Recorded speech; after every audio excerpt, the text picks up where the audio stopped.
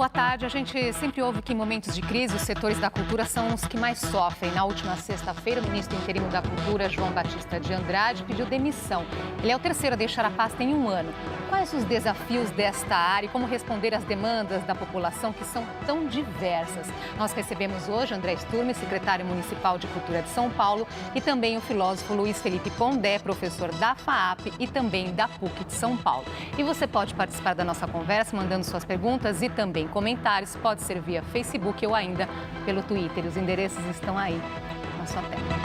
Boa tarde, obrigada por ter aceitado o nosso convite. Boa tarde, obrigado pelo convite. Vamos começar então com esse gancho mais quente, pedido de demissão do ministro interino da Cultura. Vou colocar aqui as palavras dele, né? Ele disse o seguinte, que o Ministério da Cultura é um ministério inviável, tratado de forma a inviabilizá-lo ainda mais. E que o ambiente hoje não é propício para uma boa política cultural. Aproveitando esse acontecimento para saber de vocês, então, quanto que a cultura merece o tratamento e a valorização adequada que deve aqui no nosso país, secretário? Bom, eu, antes de tudo, sou um militante da cultura, minha vida toda. Estou secretário da Cultura por um tempo. Acho que a cultura é fundamental na existência de qualquer nação, de qualquer povo. Você pode ver que justamente os povos que foram mais bem-sucedidos na história são sempre povos onde a coesão de um povo funciona, e essa coesão sempre tem ligação com a cultura, que até estava falando antes para você, acho que ela vem antes da educação. Você pode não saber ler, não saber escrever, mas você já teve influências culturais, seja dos seus pais, do seu meio, e você pode exprimir através da sua sensibilidade cultura. Claro que cultura é uma coisa muito ampla, mas a pessoa, né, mesmo sem uma educação formal, pode ser um artista, pode apresentar, pode reproduzir, enfim, tem aquelas famosas pinturas rupestres que são primórdios da pintura, não é? Então, acho que a cultura está presente na vida de todo mundo e ela é fundamental na existência de qualquer nação. Olha, nesse caso específico da fala que você cita do ministro e do contexto de que já é o terceiro ministro... Exatamente, é né? o terceiro a assumir a... Então, acho que eu pontuaria uma questão específica, que é o seguinte: eu acho que existe uma dificuldade, não diria estrutural, mas quase estrutural, de confronto entre grande parte dos setores organizados de produção de cultura no país e um governo como o do Temer, no caso, que é um governo que não está, digamos assim, em sintonia com esses setores. Dito de outra forma, a maior parte dos setores organizados de produção de cultura no país é de esquerda, historicamente associado ao PT, acostumado, inclusive, com uma coisa no Brasil que é: se o governo não te dá dinheiro, é como se você não pode fazer cultura. Então, eu acho que esse fator, afora a crise geral do governo, esse fator é um fator pontual importante no debate da relação entre produção cultural e Estado no Brasil, seja esse Estado federal, estadual ou municipal. Grande parte dos setores organizados que produzem cultura, sem entrar no mérito do que seria cultura aqui, me parece que no Brasil ela tem duas marcas importantes. Ideologicamente, grande parte associado ao setor da esquerda, estatista, e dois, tem um costume de achar que quem tem que produzir, melhor dizendo, quem tem que financiar a cultura é o Estado. É uma espécie de cultura de editais, digamos assim. E como se não existir dinheiro do Estado, ninguém pode fazer cultura. Então, qual que é o papel do poder público nessa área? Eu acho que o papel do poder público, com certeza, que é estimular. Mas é estimular não só a produção cultural. A gente precisa lembrar da importância, e acho que o papel principal de uma gestão pública é estimular o acesso à cultura. A gente tem que lembrar que os artistas são o meio para o fim, que é que a população possa ter um enriquecimento cultural. Fazer circular o que se faz de cultura, muita coisa é feita de maneira absolutamente espontânea, e essa experiência na Secretaria de Cultura tem me mostrado isso. Eu tenho andado muito pela cidade, tem sido um aprendizado grande, porque conhecer São Paulo é impressionante, como a cidade é muito variada, né? Eu, hoje em dia, por exemplo, não uso mais a palavra periferia, porque São Paulo não tem uma periferia, São Paulo tem periferias. Cada lugar que você vai defende o outro. E, às vezes, economicamente nem é tão avançado, mas culturalmente é. Socialmente, organizações, estímulos, enfim, artistas os mais variados. Então, eu acho que o papel que o Estado, no caso o município, pode fazer é estimular a cultura, seja na produção, mas principalmente na circulação, no acesso, né? As pessoas moram longe, O debate da virada cultural, por exemplo, foi um debate em que a gente quis levar para mais perto das pessoas e aí eu ouvi as pessoas dizendo, mas Interlagos é longe. Bom, é longe para quem mora na Vila Madalena, mas para quem mora em Cidade Ademar é pertinho. E funcionou essa mudança, secretário? Funcionou bastante. Tirando o AMB, o Sambódromo, onde realmente a gente teve um público abaixo do que a gente esperava, todos os outros locais tiveram grandes públicos. O Centro Cultural da Penha, que é um centro cultural que tem uma frequência não muito relevante, chegou a ter 4.500 pessoas por show. No Grajaú, a gente teve lotação. Na Chácara do Jockey, que é um parque que abriu há menos de um ano, né, que fica bastante afastado do centro, a gente chegou a ter 25 mil pessoas ao mesmo tempo lá dentro. Passaram pela Chácara do Jockey mais de 100 mil pessoas. As casas de cultura, as bibliotecas, enfim. A virada cultural tem que ser um evento para todo mundo. E não só para quem mora no centro. De qualquer maneira, só para completar, ela continuou sendo no centro e quem quis vir para o centro teve inúmeras atrações. As pessoas já estão participando aqui da nossa conversa e justamente elas têm essa percepção aí de quando é necessário cortar a verba, o setor da cultura sofre muito. É o Maurício Júnior que está falando aqui via Facebook. Aí ele diz, e ter cultura não ajudaria justamente a sair dessa crise? Olha, sem dúvida que a gente pode dizer que ter cultura ajuda a sair dessa crise, mas eu acho que essa afirmação ela é bastante ampla, né? Primeiro porque grande parte dos setores culturais são setores de enorme debate ideológico. Enorme debate ideológico. Então, às vezes, alguns coletivos de arte, de cultura, mais fazem política do que objetos de arte, digamos assim. Ou entende, por exemplo, que arte é política. Alguém pode entender que, sei lá, defecar na frente do MASP é um ato de cultura e de arte. Então, a afirmação de que a cultura ajuda a sair da crise, me parece que é uma afirmação um pouco ampla demais. É claro que cultura nos ajuda a simbolizar o mundo, nos ajuda a compreender, nos ajuda às vezes a relativizá-lo, né? No sentido de perceber que tem várias versões das coisas. Então é claro que qualquer pessoa em sã consciência concorda com a afirmação de que cultura ajuda a sair da crise. Agora, acho que tem coisas no meio. Ajuda a sair da crise também você conseguir ter emprego, você conseguir pagar aluguel, conseguir pagar a escola, certo? Então acho que tem coisas no meio que fazem com que você de repente se pergunte o que ajuda a sair mais ou menos da crise. Então, apesar de que a afirmação é verdadeira, me parece que ela é um pouco distante. Tem coisas no meio que ajudam a sair da crise. Agora, por falar em corte, a Secretaria também teve um corte grande, né, de verba, Secretaria. Como é possível, então, dar conta de tudo isso com esse corte? E como também remanejar ali, saber o que é prioridade? Então, primeiro que é importante separar corte de congelamento. Congelamento está liberado isso aqui está congelado. Então, nós começamos a gestão com 43,5% de congelamento. Hoje, nós já estamos em 32%. 33%, ou seja, 10 pontos percentuais do nosso congelamento já foi liberado.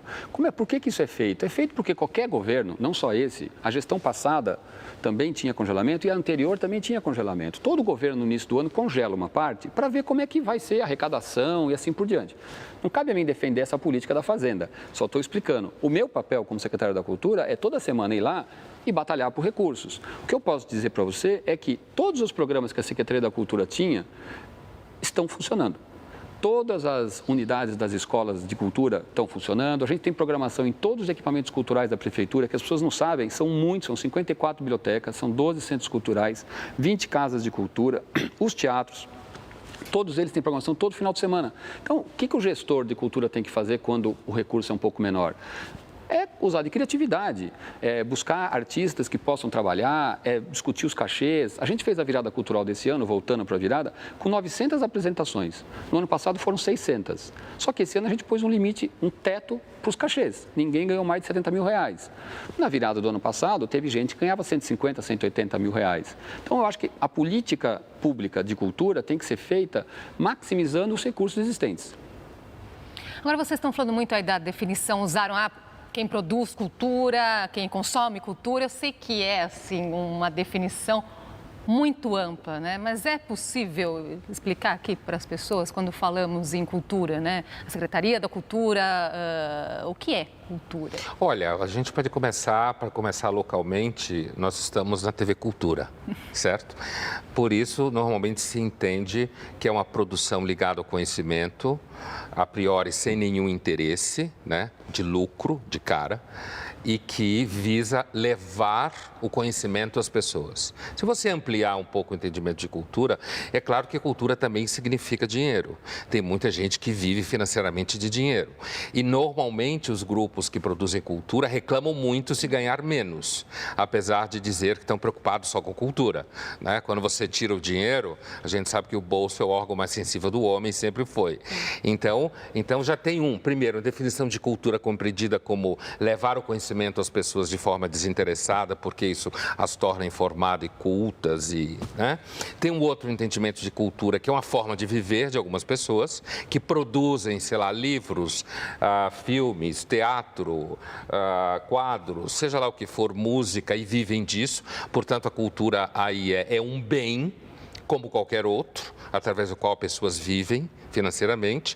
Eu acho que tem um sentido mais largo de cultura na filosofia, grosso modo, na antropologia, que é cultura é um regime simbólico que organiza a vida das pessoas, dá sentido, diz que isso está certo, que isso está errado, diz como você deve viver, coloniza o mundo da morte, o mundo dos deuses, traz isso para a matéria, né? Então, isso significa comida, isso significa lei, isso significa instrumento de arte. Por isso que a gente diz, do acarajé a Shakespeare, tudo é cultura. Antes de passar para o secretário, eu vou trazer aqui uma ajuda também do Câmara Cascudo, que nós gostamos muito de usar aqui no JC Debate, a definição dele para a cultura em um dos seus livros. Aí ele diz, creio que a cultura nasça do útil necessário no ambiente do real imediato. Diante da premência da fome, frio e desabrigo, o primeiro material foi o mais próximo e a primeira técnica improvisada pela urgência vital. Uma arma. Um osso que servia para você bater no bicho para comer. Nessa questão ainda da definição. Eu acho Porque as pessoas ligam muito a entretenimento, né? É lazer.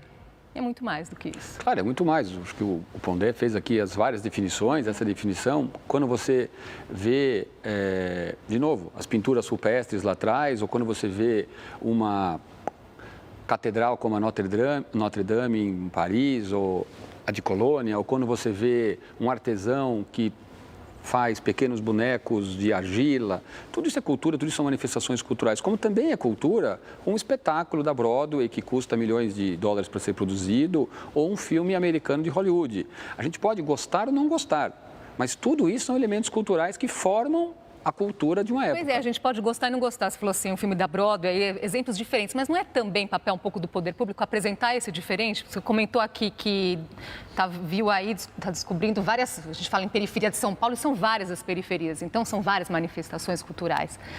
Com certeza. Jamais, eu entendo com certeza que o papel de uma Secretaria de Cultura é oferecer para as pessoas o que elas não têm acesso. Não teria sentido a gente usar os cinemas que a prefeitura possui para passar o blockbuster da semana, ou usar os nossos teatros para colocar apenas musicais da Broadway traduzidos para o português. O desafio é você conseguir levar para as pessoas o que elas não conhecem ou o que elas ouviram falar. Isso também não pode ser visto pelo outro extremo, que eu acho muito grave, que é assim, o que eu acho bom, o que eu acho relevante, os outros têm que achar, né? Que é aquela política de que não interessa se está vazio. O que está sendo apresentado é relevante. Isso eu acho um erro de um gestor público. A gente precisa fazer as pessoas conseguirem se comunicar. Simplesmente fazer uma programação que você considera sofisticada, incrível, e ninguém está interessado nisso, essa é a minha opinião, acho um equívoco total. Tenho certeza, e até por experiência, se você levar uma orquestra sinfônica e puser eles para tocar a nona de Beethoven, num lugar onde as pessoas nunca viram um violino na vida, eu te garanto que em 1 minuto elas estão batendo o dedinho, porque aquilo comunica, mesmo tendo sido composto há 200 anos atrás. Agora, se eu levar lá uma orquestra para tocar uma música experimental dodecafônica, as pessoas vão rejeitar. Então, não adianta dizer, é porque é ruim essa música? Não, mas é porque ela não vai se comunicar com uma plateia maior. Então, acho que o papel do gestor cultural é oferecer o diferente para que as pessoas possam gostar ou não gostar, mas que elas tenham a chance de conhecer e, com isso, aumentarem a sua sensibilidade. Acho que o que o André fala é que, assim, cultura está nas duas pontas, está na ponta da emissão e na ponta da recepção.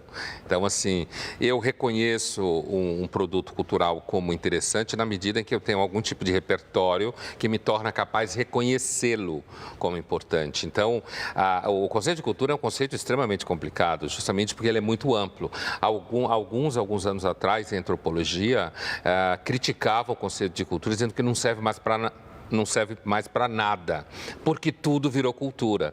E quando tudo vira cultura, ou quando tudo vira um conceito específico, uma palavra, ela perde o significado, porque tudo serve, entendeu? Então, existem autores que criticam o conceito de cultura, dizendo que cultura hoje nada mais é do que produção da indústria cultural. Ou então algumas produções periféricas que não chegam à indústria cultural, ou mesmo que o objetivo dessas produções periféricas é entrar na indústria cultural. E que a gestão pública teria como missão fazer com que isso que é periférico conseguisse entrar no mainstream da indústria cultural. Traduzindo em miúdos, uma produção periférica que ninguém conhece, o gestor público deveria torná-la conhecida para que esse cantor, por exemplo, começasse a ganhar dinheiro com a música que ele faz. Então, a cultura seria hoje em dia nada mais do que aquilo que é produzido pela indústria, ou de alguma forma as pessoas ganhem dinheiro e circulem com isso. Agora, é claro que o que o André dizia é que existe um fator que normalmente a gente não pensa, que depende da cultura ou do repertório da pessoa que está recebendo aquela informação, como a gente sabe em teoria da comunicação, para que aquilo faça sentido. Se ela não tiver um repertório que ajude ela a compreender aquilo não faz nenhum significado para ela. Ela vai achar chato. Nós vamos fazer um intervalinho aqui e a gente volta já.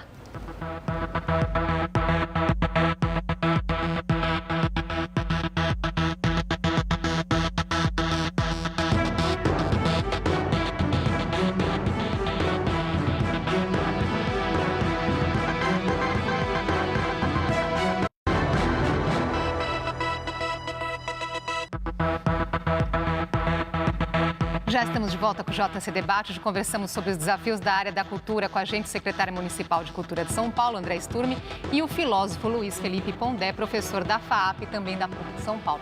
Continue aqui participando da nossa conversa. Secretário, como você colocou no bloco anterior, sempre foi um defensor da cultura. E quando chegou na pasta, assim, algo te surpreendeu? Algo positivo e algo negativo também? Olha, o que me surpreendeu positivamente foi justamente o tamanho da secretaria, né? A quantidade de equipamentos culturais, eu não conhecia, não sabia que tinham tantas casas de cultura, bibliotecas e assim por diante. Isso foi uma boa surpresa. A surpresa ruim, de certa maneira, é a pouca estruturação, né? Muitas ações que são isoladas, ações que sobrepõem. Então, a gente vem trabalhando para tentar fazer com que tudo converse com tudo, para a gente, como eu falei há pouco, potencializar, inclusive, os recursos, que é fundamental. Então, tem sido uma experiência muito interessante, de um lado, a possibilidade de dialogar com os mais diversos públicos. Toda semana nós vamos para algum bairro para conhecer os equipamentos e aí conversamos com frequentadores, com artistas da região, com quem está lá fazendo a gestão dos equipamentos, que quase sempre são pessoas que residem também relativamente perto. Então, essa experiência tem sido muito, muito bacana. E ver o potencial, né? Eu acho que a cultura tem uma qualidade de que você, com pequenos estímulos, muitas vezes, consegue fazer brotar um bosque. Então, quando você organiza o uso dos recursos e quando você realmente conecta as pessoas, muita coisa pode acontecer importante para as pessoas. Tem vários bairros de São Paulo onde você realmente não tem nada para as pessoas fazerem. Então, tem um equipamento cultural, por exemplo, as bibliotecas, são 54, elas não abriam aos domingos. Então, a gente passou a abri-las aos domingos. Com isso, você cria um espaço que as pessoas possam ir. E não é só para ler. Tem música, tem teatro, tem uma série de atividades. Então, são pequenas medidas que você pode realizar que vão estimulando nas pessoas o uso cultural, o consumo cultural e a descoberta. Porque eu acho que, mais do que tudo, a indústria cultural hoje ela é muito potente. Hoje não, já faz muito tempo. Se você olhar no cinema, que é a minha área, por exemplo, há 8 anos atrás, um filme grande no Brasil estreava com 400 salas. Hoje estreia em 1.400. Então, assim, você é massacrado pela mídia, pelos produtos ao redor. Então, a pessoa fica muito...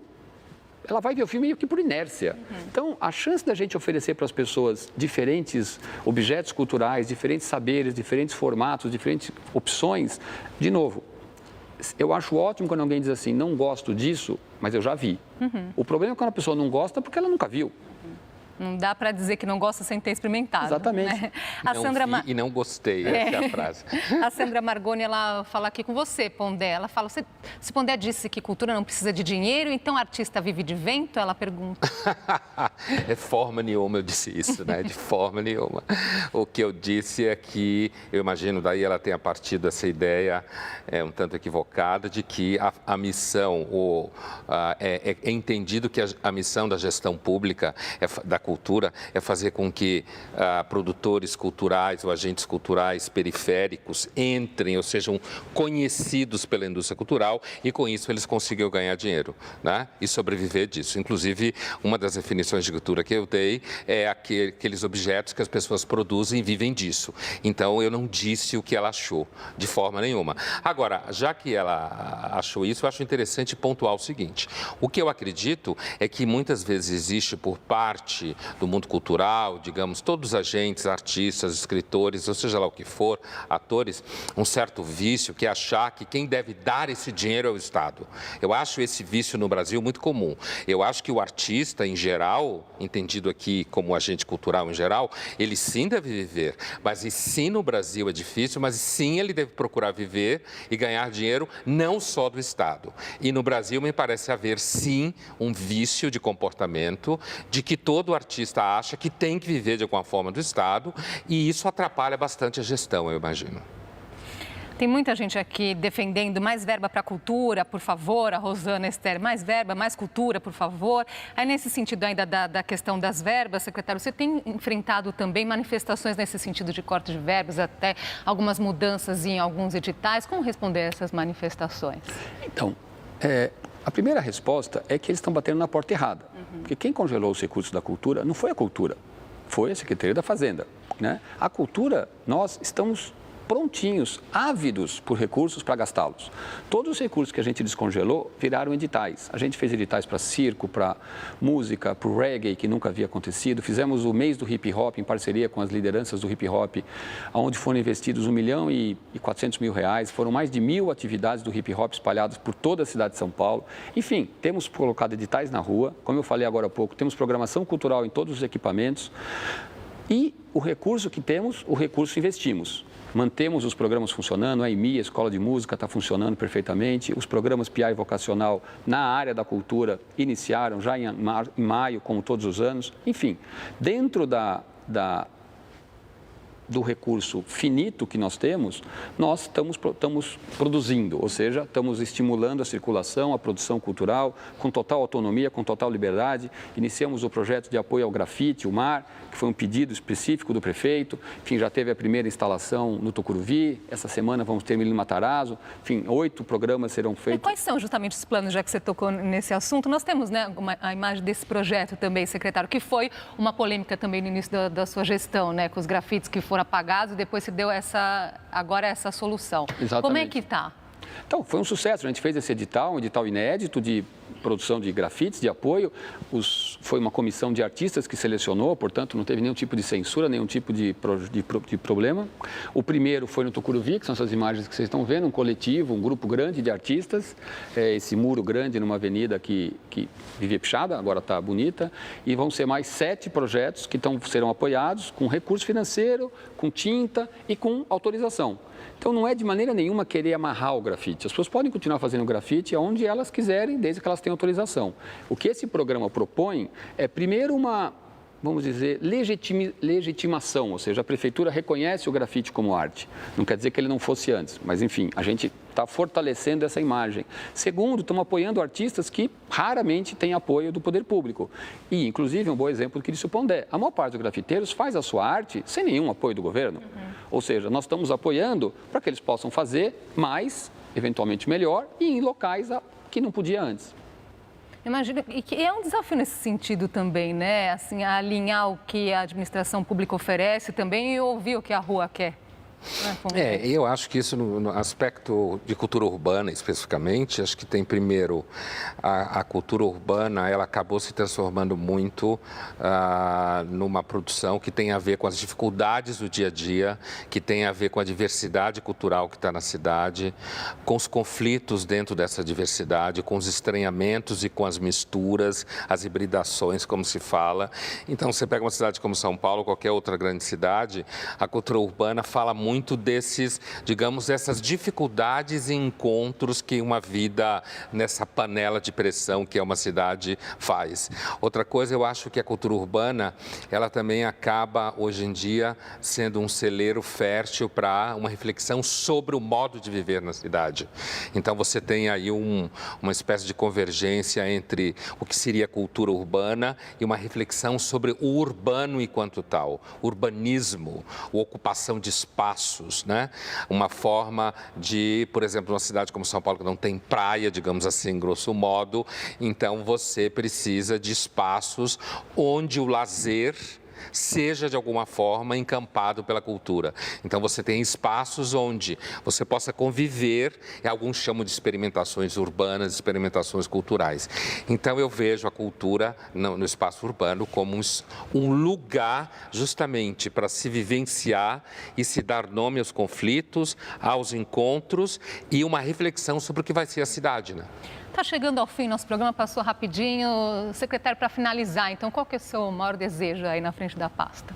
O maior desejo é expandir, poder fazer dos equipamentos que nós temos realmente locais onde as pessoas possam fruir, produzir, estimular a produção na cidade da maneira mais ampla possível, né? A gente quer que todo mundo possa produzir e que a gente possa apoiar.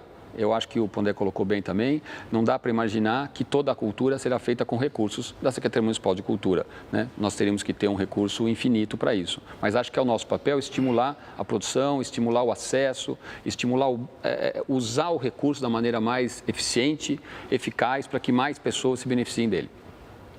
Eu diria só uma coisa, eu falei há pouco de que há um vício de se depender do Estado e seria bom que a arte pudesse ser autônoma com relação ao Estado. Eu espero sempre que os setores econômicos produtivos, digamos assim, a elite econômica do país, invista mais em cultura. Porque, inclusive, do ponto de vista do artista, ou ele vai receber dinheiro do Estado, ou ele vai receber investimento do setor privado. Infelizmente, no Brasil, a maior parte do setor privado é mesquinho e não investe em cultura. Agradeço a participação de vocês aqui hoje com a gente. Até uma próxima oportunidade. Até mais, obrigado.